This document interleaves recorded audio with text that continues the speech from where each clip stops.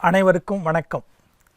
PID Chennai வழங்கும் வாழ்வியல் வழிகாட்டி தொடரில் இன்று அழுகையும் உணர்ச்சியே, அதாவது மகிழ்ச்சியை வெளிப்படுத்த பல வழிகள் இருப்பது போல வருத்தத்தை, சோகத்தை, துன்பத்தை வெளிக்காட்ட பல வெளிப்பாடுகள் உள்ளன.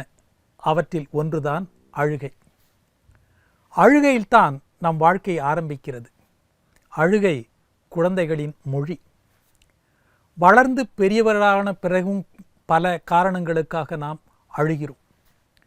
ஒன்றை சாதிக்கும் போதும் ஆனந்த கண்ணீர், பிறர் துன்பங்களை பார்க்கும் போதும் கண்ணீர்.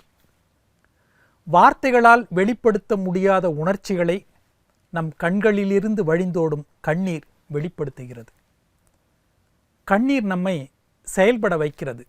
யாராவது துக்கத்தில் அழுவதை பார்க்கும்போது அவரை ஆறுதல் படுத்தவோ அவர்களுக்கு உதவுவதற்கோ நாம் முயற்சி செய்வோம்.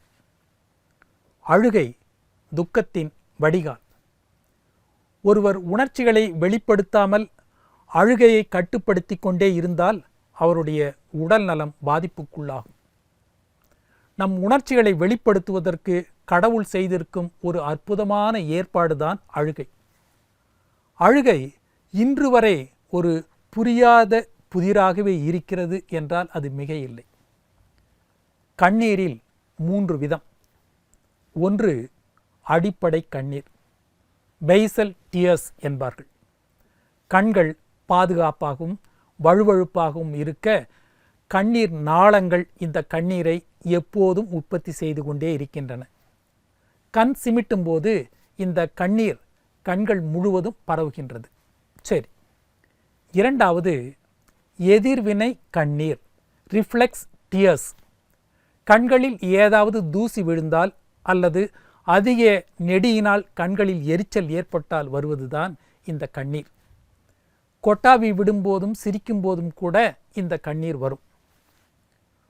மூன்றாவது உணர்ச்சி சார்ந்த கண்ணீர், எமோஷனல் டியர்ஸ். உணர்ச்சியின் வெளிக்காட்டாக வருவதுதான் இந்த கண்ணீர். ஆழ்ந்த துக்கத்தையோ சந்தோஷத்தையோ நாம் வெளிக்காட்டும் போது இந்த கண்ணீர் வரும்.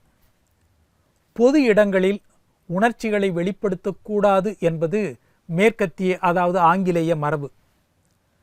பிரிட்டன் மக்கள், இங்கிலாந்து மக்கள் பொது இடங்களில் உணர்ச்சிகளை வெளிப்படுத்த தயங்குவர். மரண வீடுகளில் கூட அழுகை என்பது பிரிட்டனில் இருக்காது.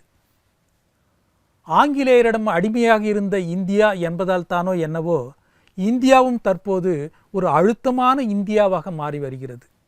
புதிய நாகரிகம் என்ற போர்வையில் இந்தியர்கள் உணர்வுகளை வெளிப்படுத்த தயங்கும் மனநிலைக்கு மாறி வருகின்றனர். குழந்தைகள் மற்றும் பெண்கள் அழுவதை எளிதில் ஏற்றுக்கொள்ளும் சமூகம் ஆண்கள் அழுவதை எளிதில் ஏற்பது இல்லை.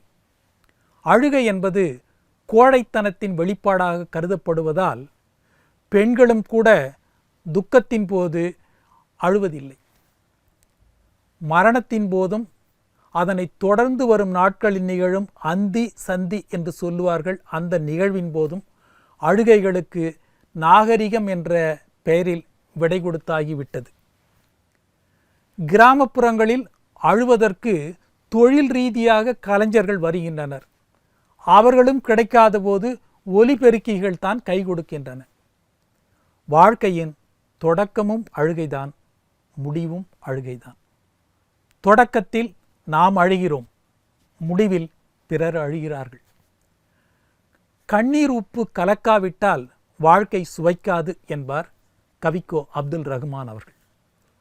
அழுகையும் சிரிப்பும் மனிதனுக்கு இறைவன் வழங்கியிருக்கின்ற அருட்கொடைகளாகும். சிரிப்பை போன்றே அழுகையும் இயல்பான உணர்வுகளின் வெளிப்பாடே என்று ஏற்றுக்கொள்ள வேண்டும். அப்போதுதான் நம்முடைய வாழ்க்கை இனிக்கும். மீண்டும் நாளை சந்திப்போம்.